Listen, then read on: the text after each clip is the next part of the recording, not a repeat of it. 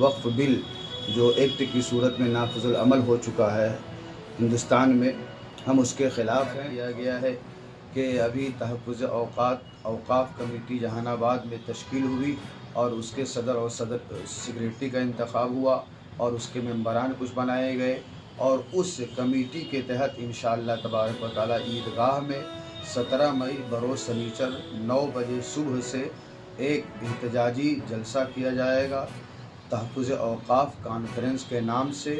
और नमस्कार, मैं हूं मोहम्मद फ़हीम हुसैन और आप देखना शुरू कर चुके हैं जहानाबाद हलचल। रविवार की दोपहर ईदगाह परिसर में वक्फ कानून को लेकर एक महत्वपूर्ण बैठक का आयोजन किया गया। इस बैठक में समाज के विभिन्न तबकों के लोगों ने सरकार के हालिया फैसले का विरोध करते हुए बड़ा ऐलान किया।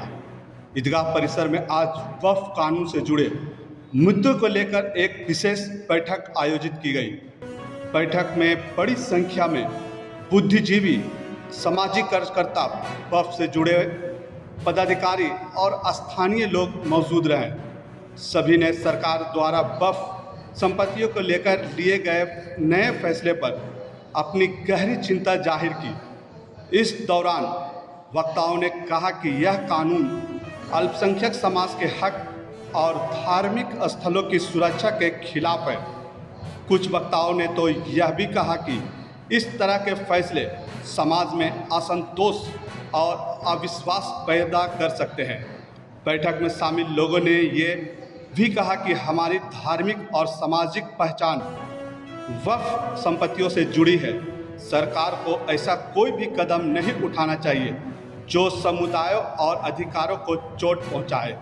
इस मौके पे मोहम्मद अजहर खां हबीबी, मौलाना असगर साहब काजी इमारत सरिया, कारी समीउल्लाह साहब, कारी अब्दुल हफीज़ साहब, मौलाना मुजफ्फर आफाक साहब, मोहम्मद अली साहब, हैदर इमाम साहब, अज्जू साहब, प्रोफेसर गुलाम असदक साहब, मोहम्मद इकबाल लीडर साहब इत्यादि लोग मौजूद थे। देखें आगे की रिपोर्ट मोहम्मद फ़हीम हुसैन के साथ।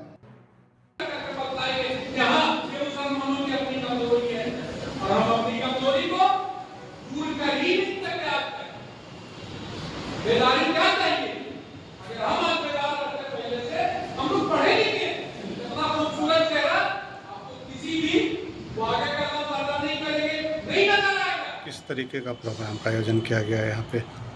आज के प्रोग्राम का जो आयोजन हुआ और आज का प्रोग्राम जो हुआ उसका जो है मुद्दा ये था और उसका रीज़न और उसका सबब उसका मकसद गर्ज़ गायत ये था कि वक्फ बिल जो एक्ट की सूरत में नाफिजुल अमल हो चुका है हिंदुस्तान में, हम उसके ख़िलाफ़ हैं और पूरा मुसलमान और ख़ासकर जहानाबाद का मुसलमान इस सिलसिले में बेचैन है। उसी बेचैनी का इजहार के लिए हम लोग यहाँ पर बैठे थे और उसको मुस्तरद किया जाए, उसको खारिज किया जाए, यही हमारी मांग थी।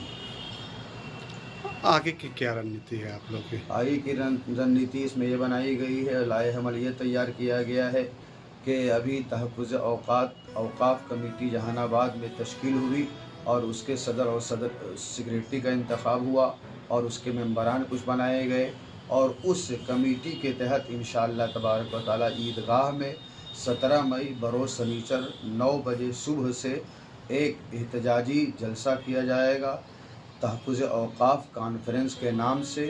और ये लड़ाई इंशाअल्लाह ताला उस वक्त तक जारी रहेगी हमारी जब तक कि इस कानून को खारिज न किया जाए।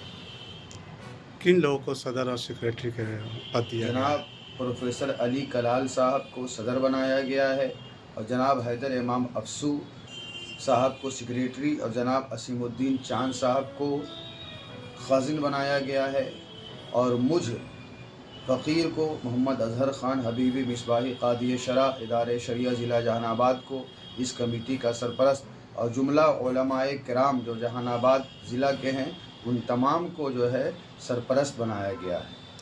आम आवाम से क्या गुजारिश है आपकी? आम आवाम से यही गुजारिश है मेरी कि चाहे वो हिंदू हो, मुस्लिम हो और इस मुल्क के जो भी बाशिंदे हों, सबको ये पैगाम दिया गया है कि हमें देश बचाना है, संविधान बचाना है, कानून बनाया है और इंसाफ की लड़ाई जो है हमेशा लड़ते रहना है और इंसाफ की लड़ाई में हम सबको शिरकत की दावत देते हैं।